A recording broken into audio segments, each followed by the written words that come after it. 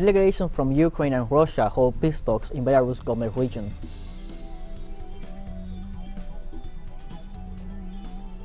In Mexico, more than a dozen people were killed by groups of hired killers in the municipality of San Jose Gracia, state of Michoacan.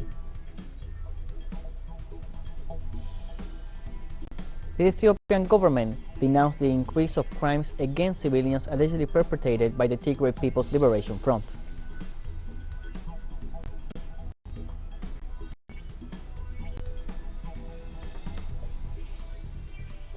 Hello, welcome to From the South.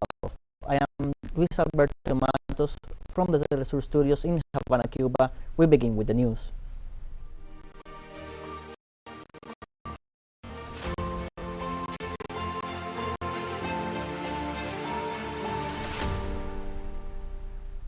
The delegation from Ukraine and Russia hold peace talks in Belarus government region. According to Kremlin spokesman Dmitry Peskov, representatives of the presidential administration and foreign and defense ministry were included in the delegations. In this regard, Russian Deputy Foreign Minister Andrei Rudenko, who is a member of the delegation, reaffirmed his country was ready to talk about peace and conditions to end the bloodshed in Ukraine. On the other hand, the office of the Ukrainian President Volodymyr Zelensky stated the main objective of the negotiations with Russia was an immediate ceasefire and the withdrawal of Russian troops.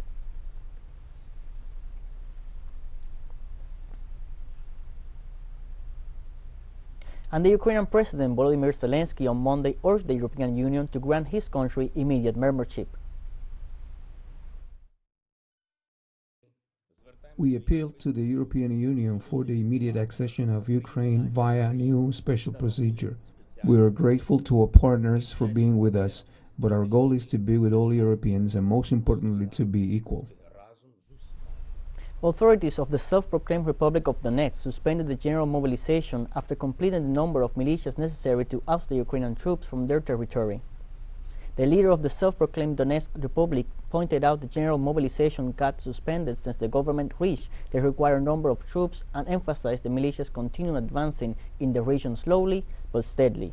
The decision came after Kiev government stepped up shelling civilians in the two Donbas republics in mid-February. Soon after that, Russian President Vladimir Putin signed a decree recognizing the independence of Donetsk and Luhansk and launched a special military operation to denazify Ukraine and put an end to the massacre committed against Russian youth and children.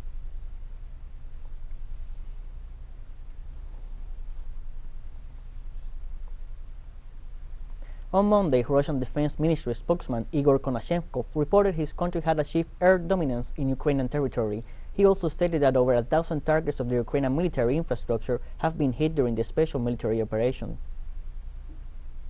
Has gained air superiority over the entire territory of Ukraine. In total, since the beginning of the operation, the armed forces of the Russian Federation have hit 1,114 objects of the military infrastructure of Ukraine. In the same report, Konashevko accused Ukrainian troops of using civilians as human shields. The leadership of Ukraine and the authorities of the city having announced a curfew are persuading the residents of the capital to stay in their homes. This once again proves that the Kyiv regime uses the residents of the city as a human shield for the nationalists who have deployed artillery units and military equipment in residential areas of the capital. This Sunday, in an attack on the so-called freedom of expression, the President of the European Commission announced that they will ban operation of RT International and Russia Today and Sputnik, both channels and networks. In another unprecedented step, we will ban in the European Union the Kremlin's media machine. The state-owned Russia Today and Sputnik, as well as their subsidiaries, will no longer be able to spread their lies to justify Putin's war and to sow division in our union. Foreign ministers from the European Union agreed on Sunday to provide Ukraine with lethal weapons estimated at a price around 450 million euros. This was announced by the European Union High Representative for Foreign Affairs and Security Policy, Joseph Borrell, after a meeting of foreign ministers in Brussels. Countries in the community bloc will also provide Ukraine with fighter planes to combat Russian forces and troops in Donetsk and Luhansk. In this regard, Borrell said that defense ministers of the European Union will meet and discuss how to deliver weapons to the Ukrainian army, and added that the center for the collection of weapons will be Poland.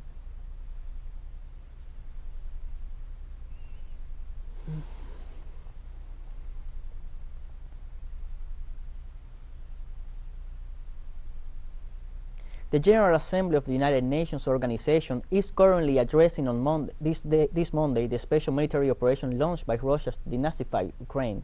The United Nations Security Council on Sunday approved the calling of a special session of the Assembly and convened all 193 members to seek a resolution on the Ukrainian situation. The call was endorsed by 11 countries, 1 voted against, and 2 abstentions. The resolution was promoted by the United States and based on a procedure established in 1950 entitled Uniting for Peace, and therefore cannot be vetoed by the permanent members of the Security Council.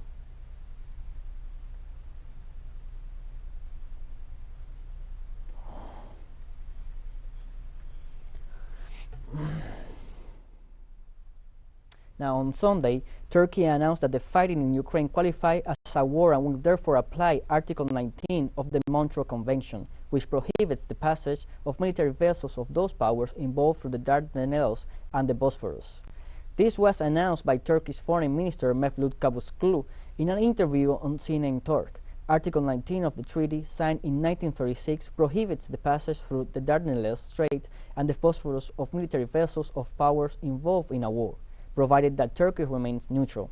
This is the first time since the Second World War in which Turkey was also neutral. In the event that Turkey was to go to war, the convention authorizes it to act as it sees fit. But the Turkish President, Recep Tayyip Erdogan, has already ruled out the option of breaking off relations with either side.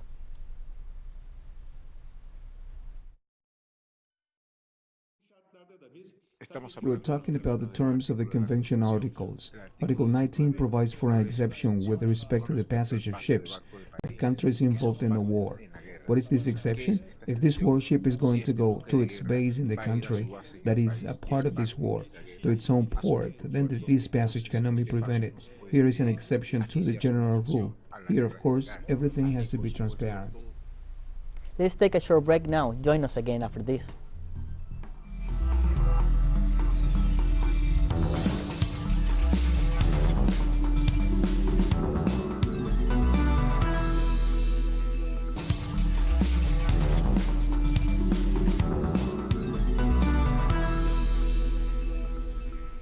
Welcome back to From the South. In Mexico, a group of hired killers murdered more than a dozen people in the municipality of San Jose Gracia, the state of Michoacan.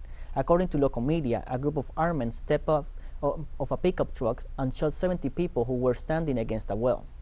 The massacre took place outside a funeral service where the armed group arrived and took the victims out and shot them. The multiple homicide can be seen in a video circulating on social networks showing how the subjects blocked the passage of vehicles in the street and shot several men. The murders are said to have occurred in a region where the Jalisco New Generation cartel holds control of the territory.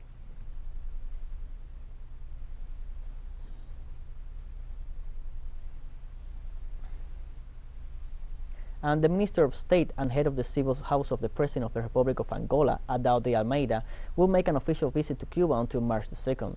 The co-president of the Cuba-Angola Intergovernmental Commission is carrying out an agenda aimed at strengthening working ties, 47 years after the establishment of diplomatic relations between the two countries. At present, both countries maintain cooperation in various sectors for the benefit of their people and nations. More than 1,900 Angolan students study in the Caribbean island, and more than 8,000 students from that nation have graduated from Cuban classrooms. Likewise, part of the solidarity aid that Cuba received to confront the COVID-19 pandemic come from that African nation.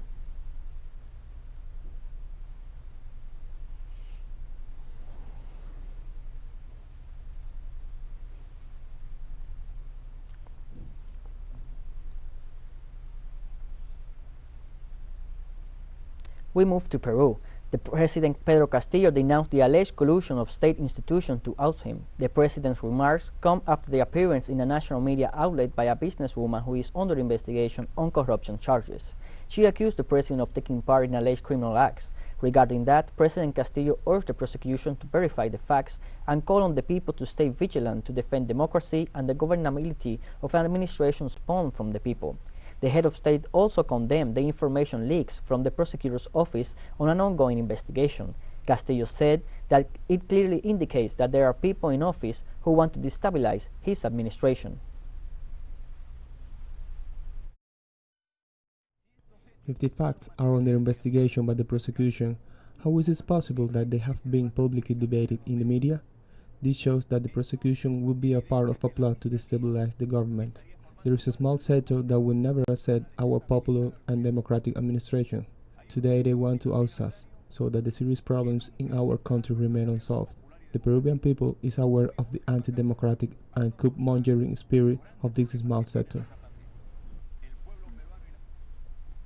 On Sunday, the presidency of Peru informed on its official Twitter account that recent speculations in social networks about a possible or upcoming resignation of the Peruvian president are false. The Secretary of Strategic Communication and Press informed that the president of that nation will not step down, contrary to the rumors.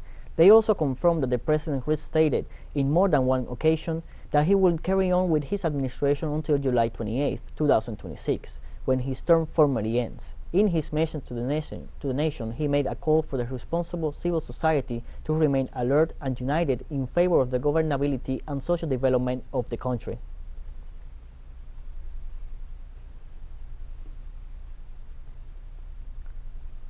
In Colombia, at least 11 people died and 4 continue missing after an explosion in a mine in Boyacá department.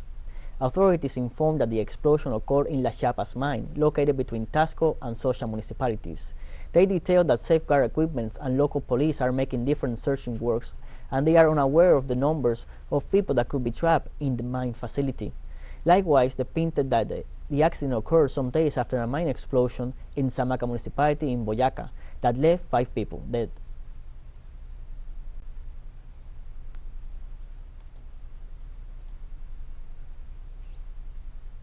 We stay in Colombia. The spiral of violence continues in that country. The murder of yet another social leader in Tibú municipality in the north of Santander was registered this Sunday. 33 have been killed so far in 2022.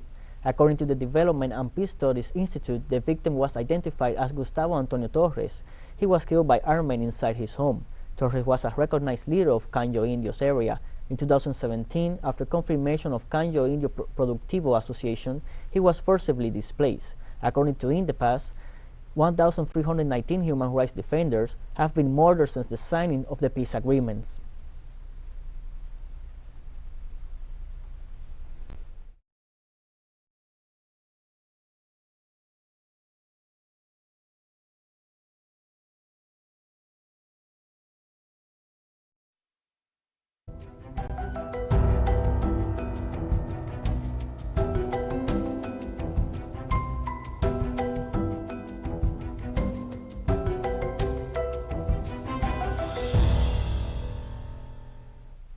We move on to other topics. With nearly half the world population highly vulnerable to severe climate shocks and nature facing in some cases irreversible threats, United Nations experts unveiled on Monday a harrowing picture of global warming impacts.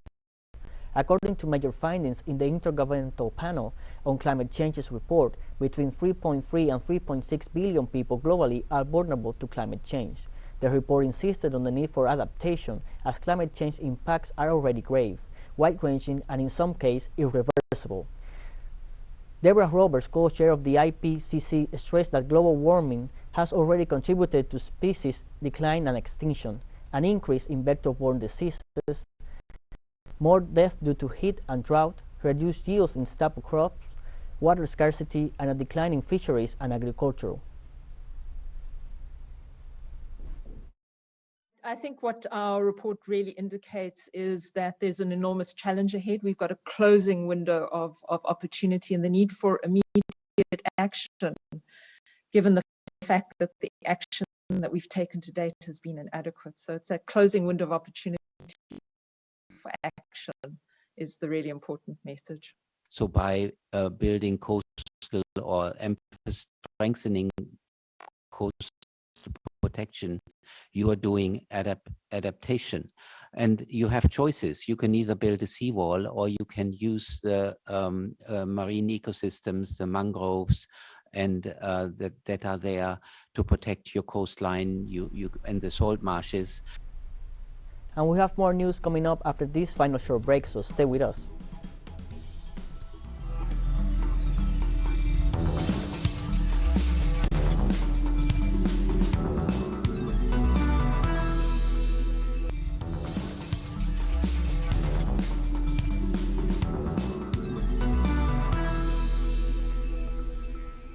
Welcome back to From the South. In Ethiopia, the government denounced the increase of crimes against civilians allegedly perpetrated by the Tigray People's Liberation Front. The Ministry of Foreign Affairs assured that efforts to achieve stability and grant humanitarian assistance to citizens do not cease. However, they have explained that the situation has become complicated due to the constant attacks to the different aids sent to the people. They have also pointed out that the authorities of that nation hope to hold a national dialogue with the aim of guaranteeing security for the integral growth of the country, emphasizing that the entities recognized by Parliament as terrorists will not be present in this activity.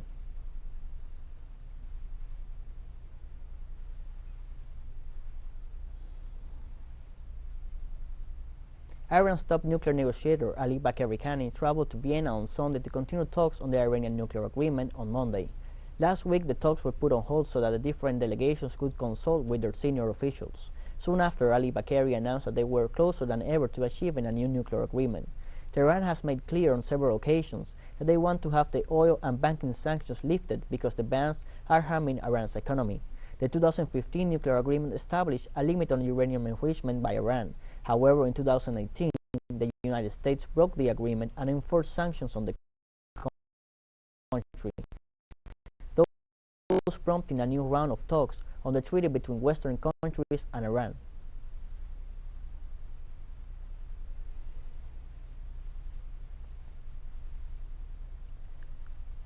On Saturday, anti-junta and anti-France protests rallied hundreds in Chad. Some 500 people demonstrated against the reigning military junta at the call of the opposition. Protesters were also chanting slogans against France, which they have accused of supporting the regime. The junta said democratic elections will be held at the end on an 18-month transitional period, but with that parliament having been dissolved and the constitution repealed, many like Madji Beye Modeste, a protester in Chad, fear for the future of democracy. The junta promised an inclusive national dialogue open to the opposition and all the rebel movements that have been attacking the government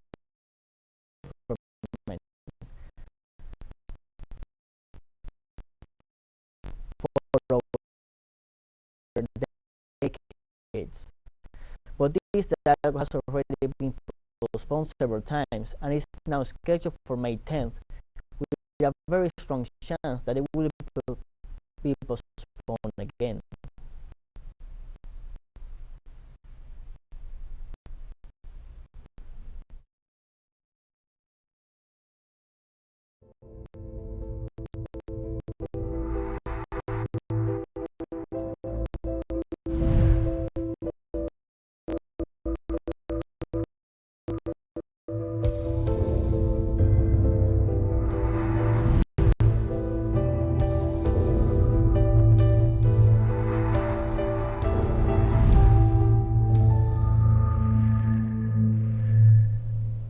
Data from the U.S. Centers for Disease Control revealed the devastation from the coronavirus pandemic displays the huge disparity in the healthcare system that affects minorities, especially African and Latin Americans, who suffer a death rate far above that of white Anglo-Saxon U.S. citizens, with figures nearly twice as high.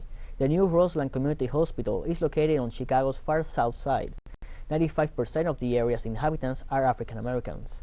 At the height of COVID-19 pandemic, long queues formed around the block in order to access the hospital testing facility, while patients swamped the center's 10-bed intensive care unit.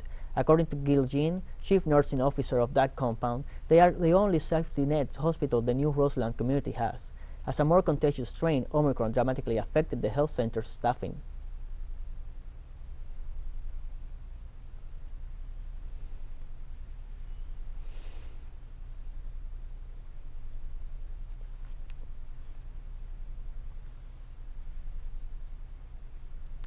And the people in Syria are experiencing the worst living conditions in a decade due to the frequent power crisis and the high cost of batteries and generators.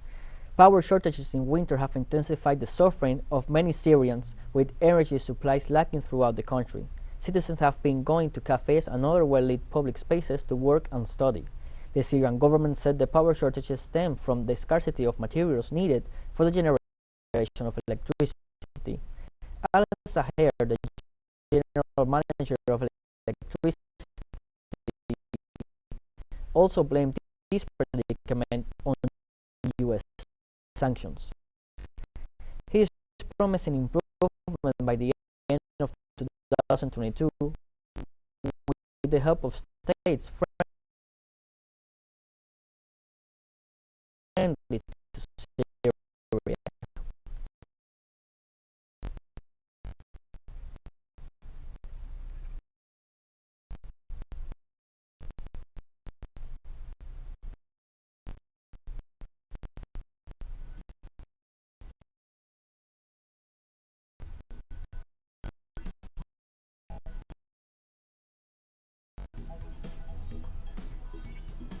And we have come to the end of this news brief. Remember, you can find this and many other stories on our website at telesurenglish.net. And you can also join us on social media, Facebook, Twitter, Instagram, and Telegram. For TeleSUR English, I'm Luis Alberto Matos. Thank you for watching.